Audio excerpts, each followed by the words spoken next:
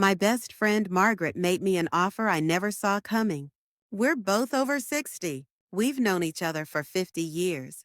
And on that Tuesday afternoon, she looked me straight in the eye and said, Claire, what if we stopped pretending?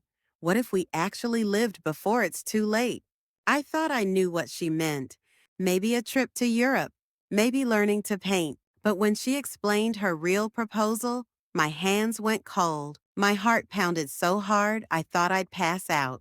Because Margaret was suggesting something that most people only whisper about in the dark.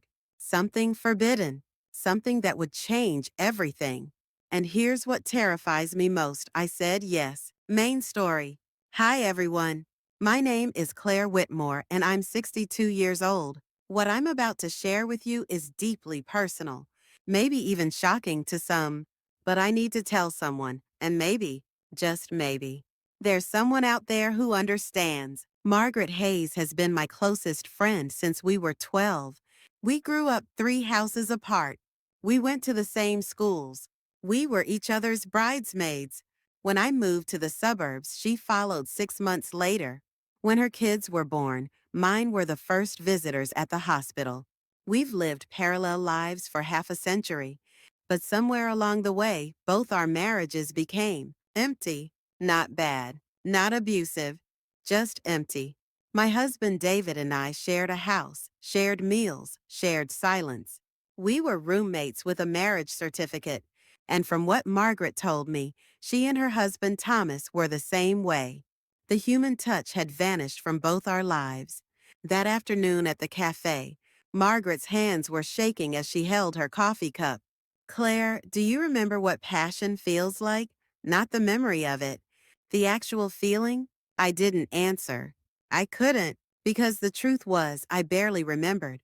Thomas and I, we've been talking, she continued, about how we're getting older, about how we've spent decades being appropriate and respectable and dead inside.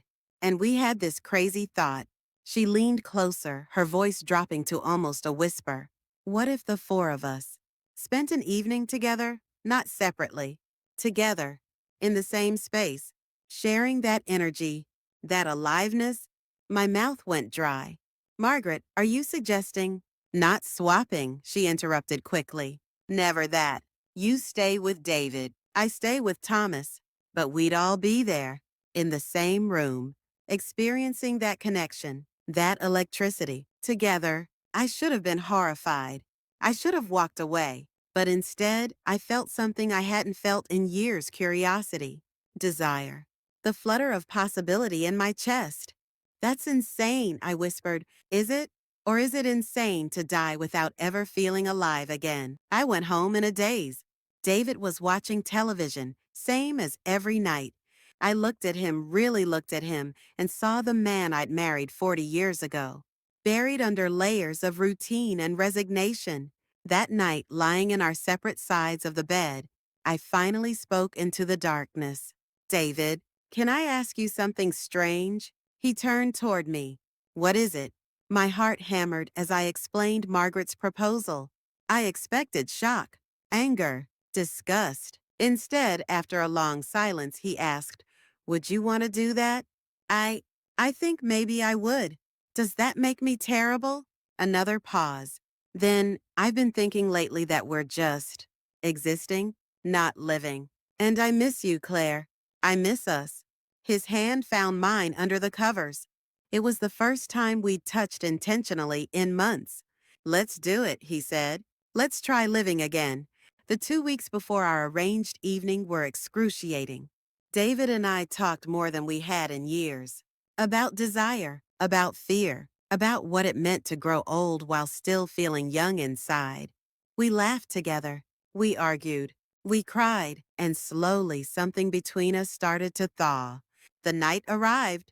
Margaret's cabin in the mountains. The 4 of us sitting in the living room, drinking wine, laughing too loud at jokes that weren't that funny. Everyone could feel it, the anticipation hanging in the air, like electricity before a storm. Finally, Margaret stood up. Should we go upstairs? The bedroom had 2 beds side by side. Soft lighting. windows overlooking the dark forest. It looked almost innocent, except we all knew what we were there to do. Thomas broke the ice. I feel like I'm 18 again, terrified and excited and not sure what to do with my hands. We all laughed. The tension cracked just a little. Margaret took her husband's hand. David took mine. And slowly, naturally, things began. I can't describe the details. This needs to stay appropriate. But I can tell you about the feeling. Being with my husband while knowing our closest friends were experiencing the same intimacy just feet away. Hearing Margaret's breath catch. Hearing Thomas's low voice. Feeling David's hands on me, more confident than they'd been in decades. The warmth in that room, the shared vulnerability, the permission to be fully, completely human. It was terrifying and exhilarating and deeply, impossibly connecting. Afterward, we lay there in the soft darkness, the four of us, breathing together, and Margaret started laughing. Not nervous laughter, real, joyful laughter. We actually did it, she said.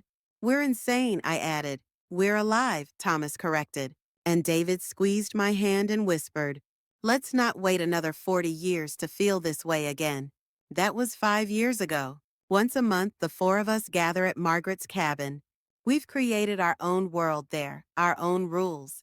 We never involve anyone else. We never cross the line of staying with our own partners. But we share that space, that energy, that profound reminder that we're still here, still vital, still capable of feeling. Our marriages haven't just survived this arrangement, they've flourished. David and I touch each other now. We laugh. We talk about our desires and fears. We've fallen in love again with the people we always were underneath the years of numbness. Margaret's daughter told her recently, Mom, you and Dad seem like newlyweds. What's your secret? Margaret just smiled. We decided to stop taking each other for granted. The truth, of course, is more complicated. Most people wouldn't understand. They judge us, call us immoral or deviant or sad, but they don't know what it's like to live in a marriage that's died while you're still breathing. They don't know the courage it takes to reach for life when you're supposed to be settling into quiet decline. I'm not saying everyone should do what we did. This path isn't for everyone, but I am saying this: you deserve to feel alive. You deserve passion and connection and the thrill of your own heartbeat. Age doesn't erase that, right? Sometimes I think about how close I came to never knowing this feeling again. If Margaret hadn't been brave enough to ask, if I hadn't been brave enough to say yes, if David and I hadn't been willing to risk everything, comfortable for something real, we'd still be those people, polite strangers sharing a house, counting down the days until death offered the only escape.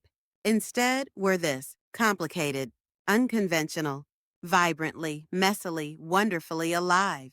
Last month, we celebrated our 5th anniversary of that first night.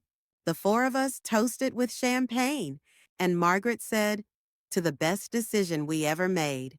David put his arm around me and added, to being brave enough to want more. Thomas raised his glass, to friendship that goes deeper than rules. And I said, to living before we die. We clinked our glasses together, and I looked around at these 3 people who've become my partners in this secret, beautiful defiance of what aging is supposed to look like. Next month, we'll gather again. And the month after that, for as long as our bodies allow, we'll keep choosing life, keep choosing connection, keep choosing each other and ourselves. I don't know if this makes us brave or foolish or something in between, but I know this: I'm 62 years old, and I've never felt more alive. Closing, thank you for listening to my story. I know it's not conventional. I know some of you might be shocked or even disapproving, but maybe, just maybe, someone out there needed to hear that it's never too late to reclaim yourself. That passion doesn't have an expiration date. That the most radical thing you can do is refuse to settle for half a life. If this story moved you in any way, please leave a comment. Share your thoughts. Share your own story of rediscovering yourself later in life. Let's start a conversation about what it really means to grow older without giving up on being fully human.